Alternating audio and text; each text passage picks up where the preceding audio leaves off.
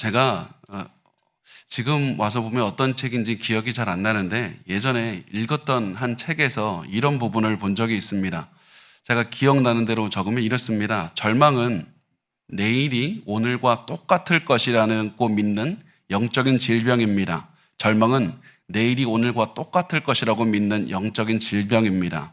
미래는 단지 많은 오들이 연속해서 이어진 것일 뿐이라고 믿는 것이 절망이라고 하는 그 글을 봤습니다.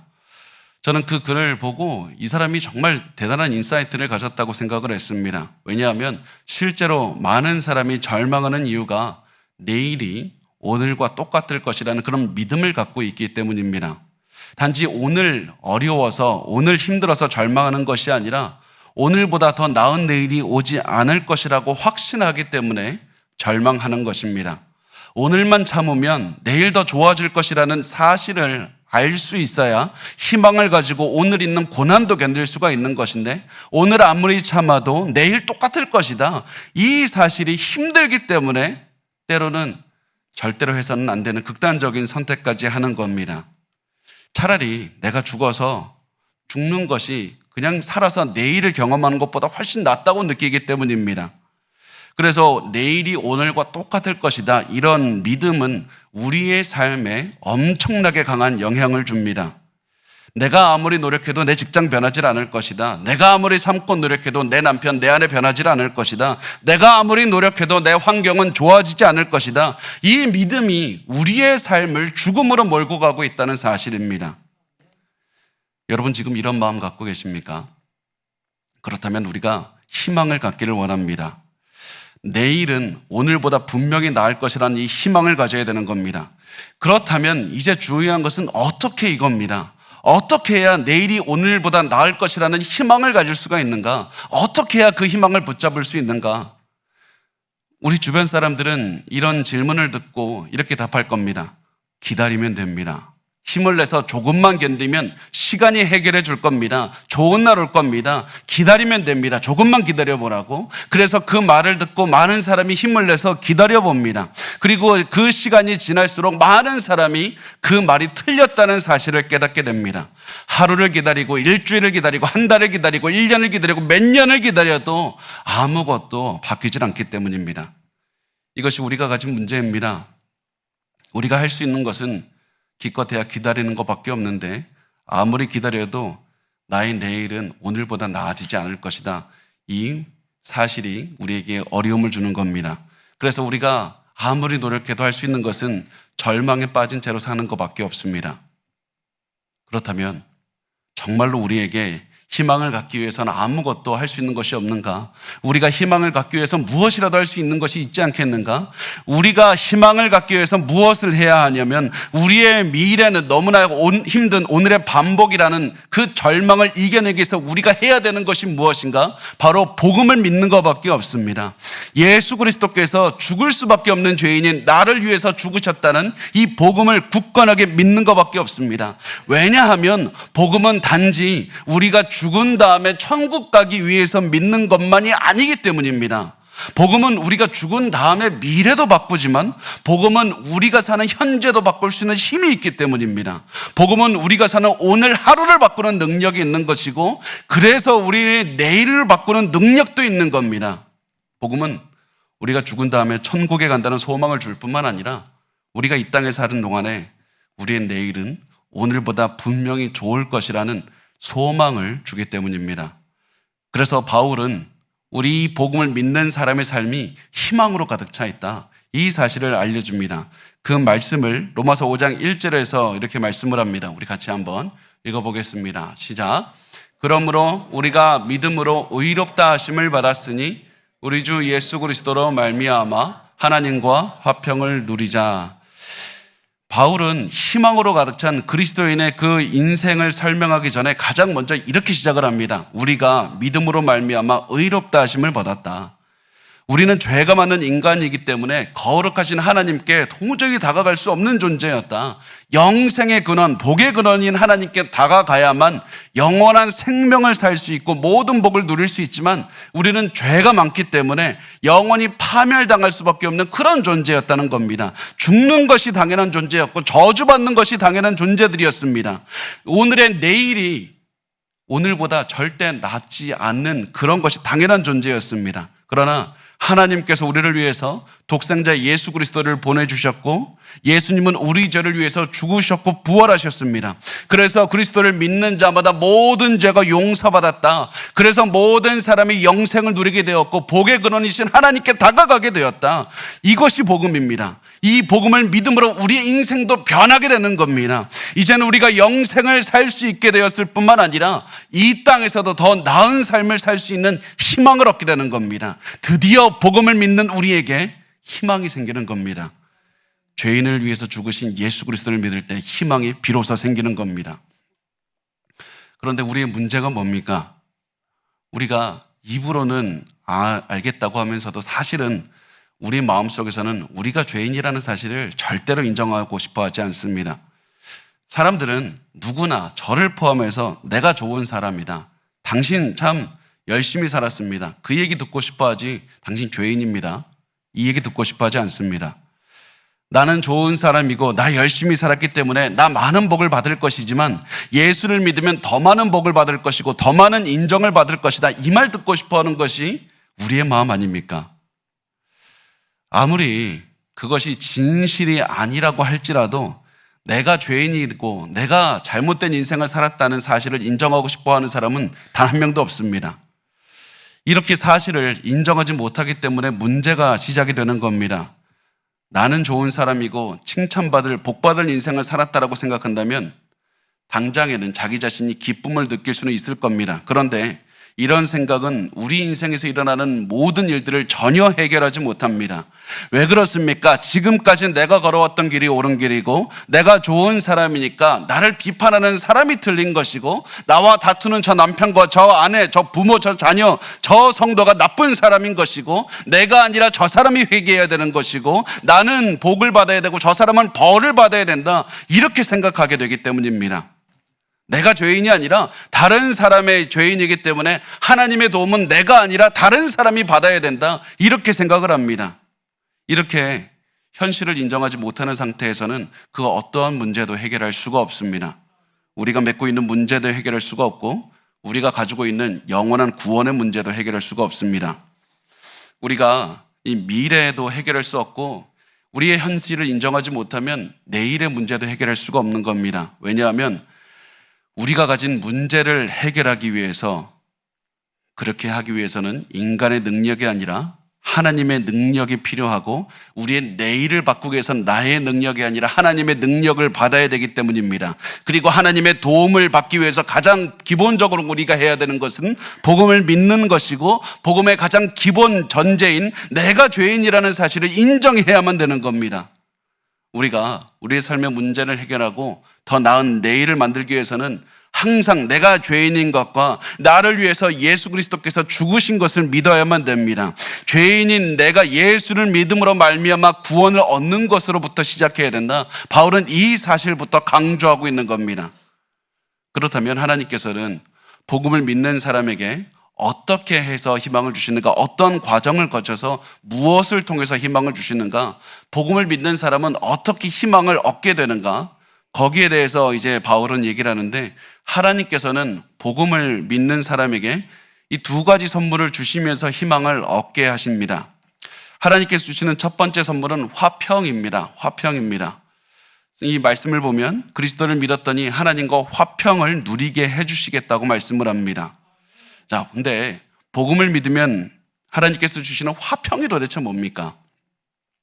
우리는 화평이라고 얘기를 하면 마음이 편한 상태를 생각을 합니다. 그리고 마음이 편하려면 질병도 없어야 되고 나를 괴롭히는 사람도 없어야 되고 나를 어렵게 하는 환경도 끝나야지만 화평을 누릴 수 있다고 생각을 합니다. 지금 나를 괴롭히는 고난이 사라지면 그때 비로소 나는 화평을 누릴 수 있을 것이라고 생각합니다. 그런데 복음을 믿으면 얻게 되는 화평은 고난이 없는 상태가 아닙니다. 왜냐하면 우리를 지금 힘들게 하는 그 고난 사라져도 다른 일들이 와서 우리를 평화를 체험하지 못하게 할 것이기 때문입니다. 내가 건강하게 되면 가족이 와서 우리를 괴롭게 할 것이고, 가족관계 회복되면 직장이 우리를 힘들게 할 것이고, 직장 문제 해결되면 또 재정적인 문제가 어렵게 할 것이고, 계속해서 어려움은 우리에게 몰려들어서 우리가 가지고 있는 고난이 사라지는 것, 이것이 화평의 근거가 되지 못한다는 사실을 우리가 알 수가 있습니다.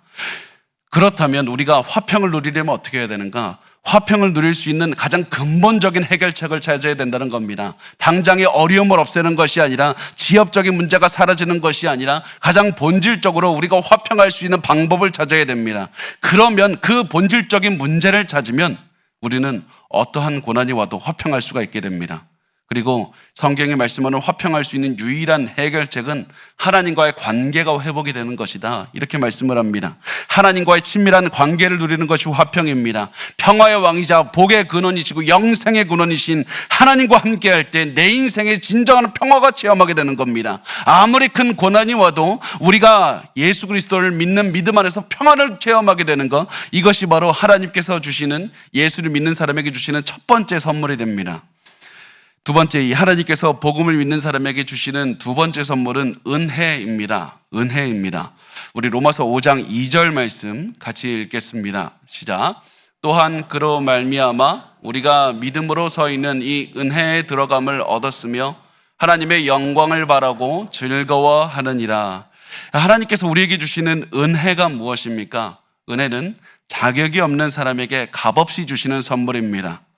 내가 죄를 지었기 때문에 죽을 수밖에 없었지만 예수께서 나를 위해서 죽으셨고, 예수가 나를 위해서 죽었다는 사실을 믿기만 하면 구원을 주시는 것이 은혜입니다. 이렇게 해서 은혜로운 하나님은 복음을 믿기만 하면 우리가 죽은 다음에도 영원한 생명을 얻게 하신다는 것을 알 수가 있습니다. 그러나 하나님의 은혜는 여기서 끝이 아닙니다.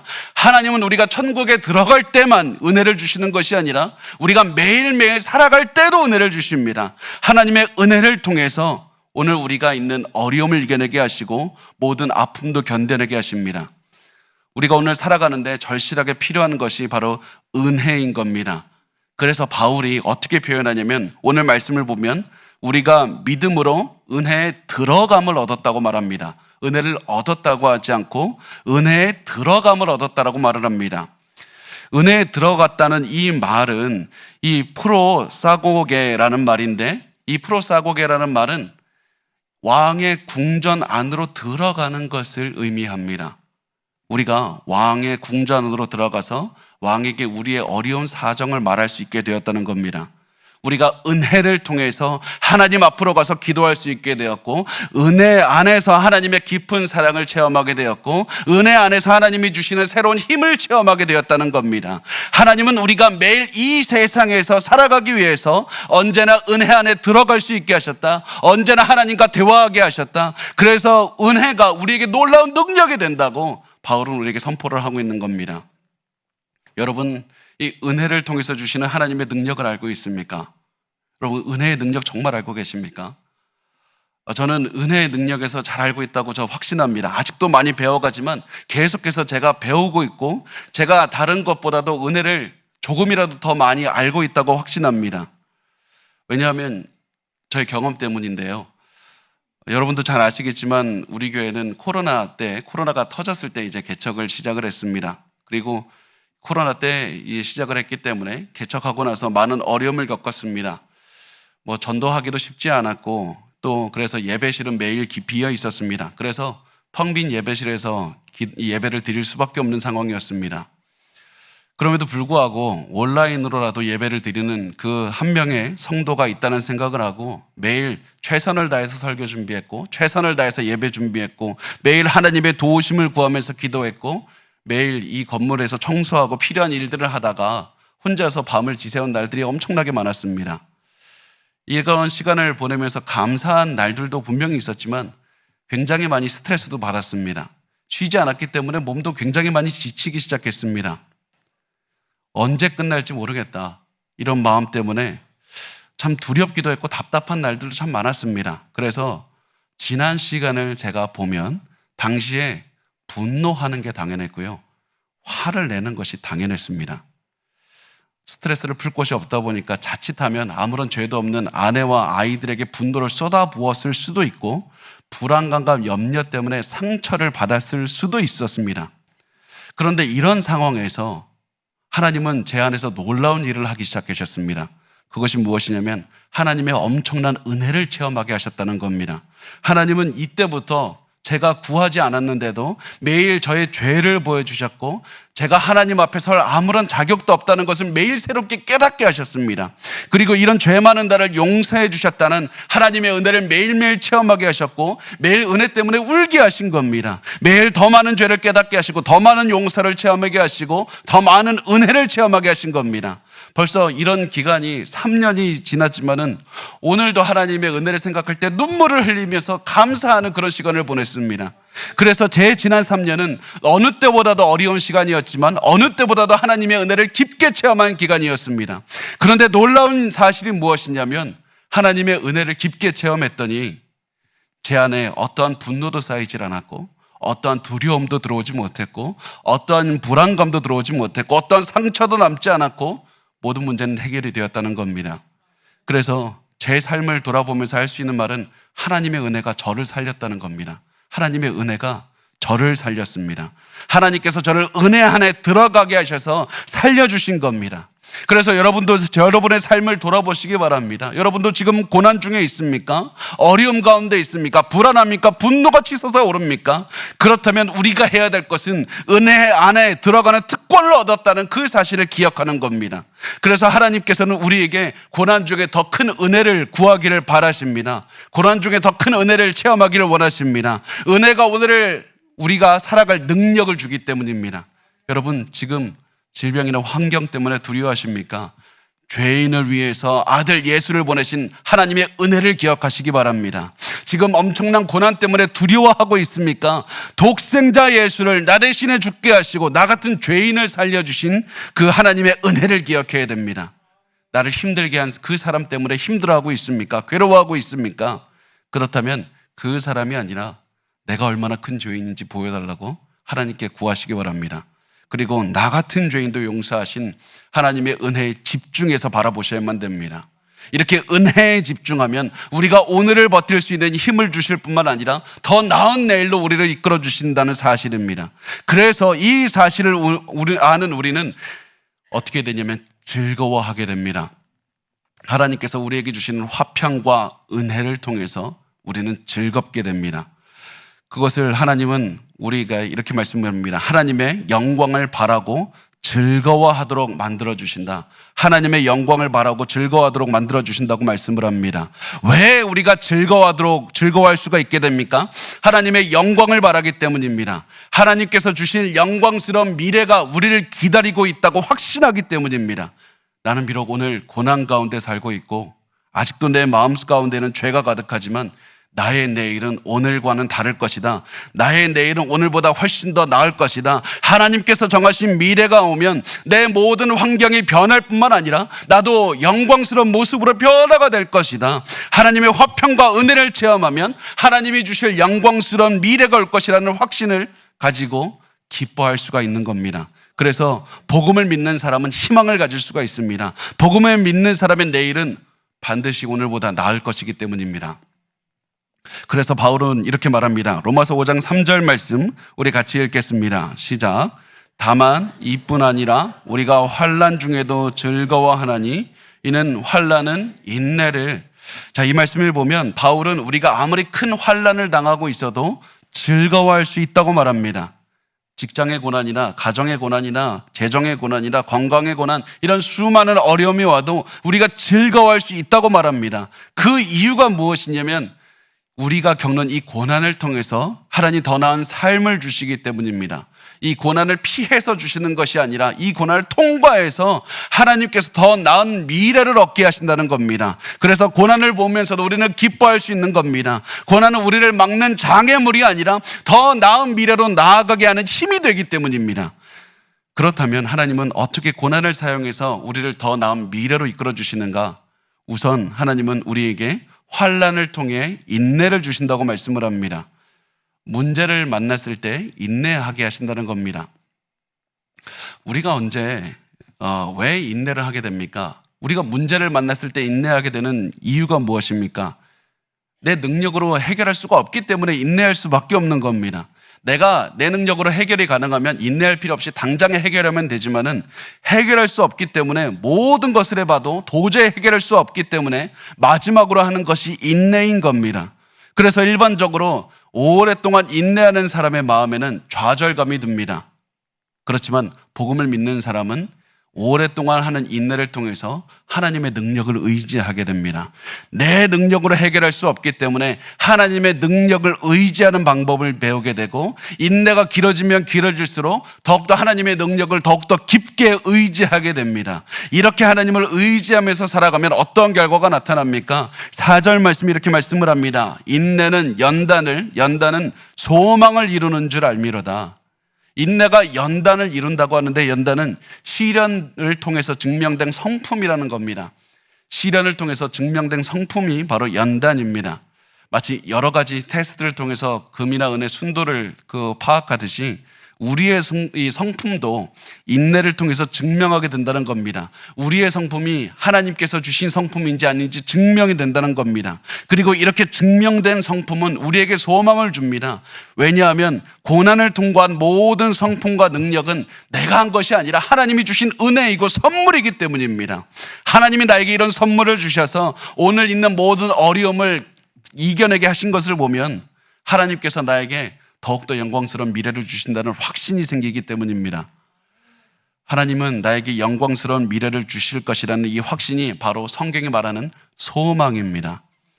우리는 보통 소망이라고 할 때 그것이 이루어졌으면 좋겠다, 안 이루어져도 어쩔 수 없다, 이런 표현을 쓰지만 성경이 말하는 소망은 하나님의 말씀하신 일이 반드시 이루어진다는 그 확신이 소망입니다. 그래서 고난은 절대 우리를 절망시키지 못하고 우리에게 이 확신을 가지고 있는 우리에게 희망을 주는 겁니다.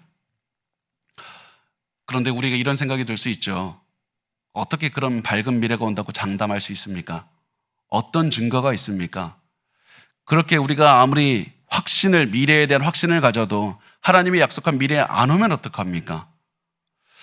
바울은 이 질문이 나올 것을 알고 우리에게 반드시 복음을 믿는 자에게 더 나은 미래가 올 것이라는 것을 두 가지 근거를 들어서 말씀을 하고 있습니다. 첫 번째 근거가 무엇이냐면 성령께서 우리 안에 부어주시는 그 사랑이 첫 번째 근거가 됩니다. 로마서 5장 5절 말씀을 보면 말씀을 합니다. 소망이 우리를 부끄럽게 하지 아니함은 우리에게 주신 성령으로 말미암아 하나님의 사랑이 우리 마음에 부음받음이니, 우리에게 영광스러운 미래가 올 것이라는 이 소망, 이 확신이 이루어지지 않아서 부끄러워하게 되는 그날은 절대 오지 않을 것이다. 그 증거가 무엇인가? 하나님이 우리에게 부어주시는 사랑을 볼 수 있다. 많은 물을 붓는 것처럼 하나님께서 성령을 통해서 하나님의 사랑을 우리 마음에 지금도 엄청나게 부어주고 계시지 않는가? 너희의 마음속에 부어진 그 사랑만 봐도 하나님께서 영광스러운 미래를 주신다는 확신을 가질 수가 있다. 그것이 첫 번째 증거입니다. 우리에게 영광스러운 미래가 반드시 온다는 사실을 입증할 두 번째 증거로 바울은 그리스도의 십자가의 사랑에 대해서 말을 합니다. 그리스도께서 죄 많은 우리를 위해서 죽으신 것이 우리가 희망을 가질 수 있는 두 번째 근거가 된다는 겁니다. 6절 말씀은 이렇게 말씀을 합니다. 우리가 아직 연약할 때 기약대로 그리스도께서 경건하지 않은 자를 위하여 죽으셨도다. 우리 죄인들을 살리기 위해서 독생자 예수 그리스도를 이 땅에 보내시고 죽게 하신 것을 보라. 이것이 바로 하나님께서 너희에게 영광스러운 미래를 주신다는 확신을 가질 수 있는 근거가 된다. 하나님께서 너희를 위해서 사랑하는 독생자도 죽게 하셨는데 이것보다 더 큰 증거가 어디 있겠는가? 이런 말씀을 하는 겁니다. 그런데 사람들의 문제가 뭐죠? 아무리 이렇게 해도 하나님의 사랑이 얼마나 위대한지 깨닫지를 못합니다. 죄인들은 마음속에서 하나님이 나를 위해서 아들을 죽게 했다? 그게 뭐 큰 대수인가? 이해하지를 못했습니다. 그래서 바울은 이 사실을 더욱더 깊게 이해시키기 위해서 사랑의 의미를 더욱더 설명을 합니다. 우리 7절과 8절 말씀을 같이 읽겠습니다. 7절과 8절 시작. 의인을 위하여 죽는 자가 쉽지 않고 선인을 위하여 용감히 죽는 자가 혹 있거니와 우리가 아직 죄인 되었을 때 그리스도께서 우리를 위하여 죽으심으로 하나님께서 우리에 대한 자기의 사랑을 확증하셨느니라.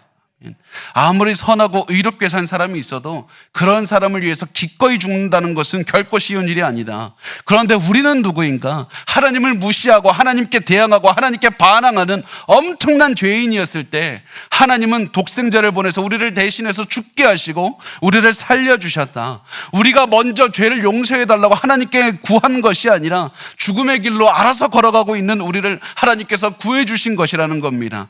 우리가 구하지도 않은 모든 죄를 용서하시고 우리를 의롭게 해주셨다. 내가 과거에 얼마나 많은 죄를 지었든지 예수를 믿기만 하면 우리에게 영원한 생명을 얻게 하신다는 겁니다. 이것이 오직 믿음으로 구원을 얻는다는 말입니다. 오직 믿음으로만 구원을 얻게 하신 것이 하나님께서 우리에게 주신 그 사랑의 증거라는 겁니다.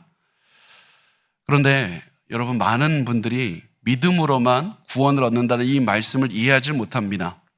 당신 구원 받았습니까? 이 질문하면 많은 사람들이 이렇게 대답합니다. 제가 과거에 너무나도 많은 사람의 아픔을 주었기 때문에 용서받을 자격이 없습니다. 다 천국 갈 자격이 없습니다. 저 과거에 방탕한 인생을 살았기 때문에 하나님께서 용서하지 않으실 겁니다. 제가 요즘 기도 생활 잘 못하기 때문에 구원을 얻을지 잘 모르겠습니다. 제가 요즘에 게으르게 살고 있어서 구원받지 못한 것 같습니다. 우리는 계속해서 이렇게 말하지만 이 모든 것이 잘못된 말입니다. 성경은 우리의 삶이 아니라 예수 그리스도를 믿기만 하면 구원을 얻는다고 말씀을 합니다. 예수도 믿고 열심히 살아야 구원을 주신다는 것이 아니라 예수를 믿기만 하면 구원을 얻는다는 겁니다. 그리고 이것이 바로 하나님의 엄청난 사랑의 증거라고 말씀을 합니다. 아무리 큰 죄를 지은 사람이라도, 아무리 큰 죄인이라도 예수께서 나를 위해서 죽으셨다는 사실을 믿기만 하면 구원을 주신다는 겁니다. 그리고 하나님께서 이렇게 엄청난 사랑을 우리에게 베풀어 주신다는 사실을 볼 때 우리는 하나님께서 우리에게 영광스러운 미래도 주실 것이다, 이 확신을 가질 수가 있는 겁니다. 여기서 멈출 수도 있었지만 하나님께서는 여기서 멈추질 않습니다. 더욱더 하나님의 은혜를 기억하라, 하나님의 사랑을 기억하라, 그리고 희망을 가지라고 말씀을 합니다. 그래서 하나님께서는 사랑의 깊이를 더욱더 설명을 해주십니다. 그것이 로마서 5장 9절에서 10절인데 제가 읽어보겠습니다. 그러면 이제 우리가 그의 피로 말미암아 의롭다 하심을 받았으니 더욱 그로 말미암아 진노하심에서 구원을 받을 것이니 곧 우리가 원수 되었을 때 그의 아들의 죽으심으로 말미암아 하나님과 화목하게 되었은즉 화목하게 된 자로서는 더욱 그의 살아나심으로 말미암아 구원을 받을 것이니라. 바울은 우리가 이미 큰 선물을 받았기 때문에 작은 선물도 받을 것이다, 이렇게 설명을 합니다. 그리스도께서 십자가에서 죽으심으로 우리가 의롭게 되는 큰 선물을 받은 것이다. 그러므로 우리는 나중에 지옥에도 가지 않는 작은 선물도 이미 받는 것이다. 우리가 예수 그리스도의 죽음으로 하나님과 화목하게 되는 큰 선물도 받았으므로 우리는 이 땅에서 매일 만나는 죄와 고난에서도 구원을 받는 작은 선물들도 다 받을 것이다. 그래서 하나님이 말씀하시는 것은 그리스도를 통해서 드러난 엄청난 사랑을 우리가 먼저 깨달으면 우리가 이 땅에서 어떤 일이 일어나더라도 두려워하지 아니하고 기뻐할 것이다, 이렇게 말씀을 합니다. 그래서 바울이 내리는 결론이 무엇입니까? 기뻐하라는 겁니다. 고난 중에 기뻐하라는 겁니다. 그래서 이렇게 말씀을 합니다. 11절 말씀을 우리 같이 읽어보겠습니다. 시작. 그뿐 아니라 이제 우리로 화목하게 하신 우리 주 예수 그리스도로 말미암아 하나님 안에서 또한 즐거워하느니라. 아멘. 바울은 우리에게 두려워하지 말고 즐거워하라고 말씀을 합니다. 즐거워한다는 말이 카우카우마이라는 말인데, 이 헬라어로 카우카우마이라는 말인데 확신을 가지고 기뻐하는 겁니다. 그냥 기분이 좋은 것이 아니라 확신을 가지고 기뻐하는 겁니다. 하나님께서 우리에게 위대한 미래를 주신다는 확신이 있기 때문에 고난 중에 기뻐하는 겁니다. 그래서 바울은 계속해서 그 확신을 주시는 그리스도를 바라보라. 그리스도를 바라보면 우리는 고난 중에서도 희망이 생길 것이고 기뻐할 수 있게 된다는 겁니다. 그리스도로 말미암아 하나님 안에서 즐거워할 수 있다는 겁니다. 이래서 하나님께서는 우리에게 계속해서 십자가를 보라고 말씀을 하신 겁니다. 십자가를 믿으라고 하신 겁니다. 하나님이 우리에게 영생을 주시는 길은 십자가밖에 없고 이 땅에서 희망을 누릴 수 있는 유일한 방법도 십자가밖에 없는 겁니다. 여러분은 지금 십자가 바라보고 있습니까? 고난 중에 십자가 보고 있습니까? 우리가 사실 지금 그리스도께서 우리를 위해서 죽으시는 그 고난주간과 부활절을 준비하는 사순절 기간을 보내고 있습니다. 우리가 그래서 다음 주 월요일부터 이제 고난주간 보낼 것이고 그 다음에는 이제 부활절을 보내게 될 텐데 많은 분들이 이 사순절 기간과 고난주간을 이렇게 생각합니다. 우리가 슬퍼해야 된다. 슬퍼하며 보내는 기간이다. 예수의 고난을 생각하면서 나도 슬퍼해야 된다고 생각합니다. 그렇지만 우리가 말씀에서 나눴듯이 예수님이 고난을 당하신 이유는 우리가 슬프게 살기 위해서가 아니라 우리에게 희망을 주기 위해서였습니다. 우리가 아무리 이 땅에서 많은 고난을 당해도 재림하신 예수를 만나면 부활의 몸을 입고 영광스러운 미래를 살아갈 수 있다는 그 희망을 주시기 위해서였습니다. 그리고 우리가 재림하신 예수를 만나기 전에서도 이 땅에서도 우리의 내일은 오늘보다 반드시 나을 것이라는 희망을 주기 위해서였습니다. 그래서 이 사실을 생각하면서 사순절 기간을 보내시기 바랍니다. 이 사실을 생각하면서 고난주간을 보내시기 바랍니다. 십자가를 생각할 때마다 우리는 기억해야 됩니다. 십자가, 복음을 믿고 있는 우리의 내일은 오늘보다 훨씬 나을 것이다. 그 희망을 붙잡고 십자가가 주는 희망을 붙잡고 오늘을 살아가셨습니다. 그리고 그 십자가를 우리 가슴속에 붙들고 있는 한 그 어떠한 어려움이나 상처나 어떠한 고난도 우리의 마음을 아프게 하지 못할 것이고 우리 항상 기쁨으로 하나님 주시는 기쁨으로 가득 채워서 살아갈 수 있을 것입니다. 우리가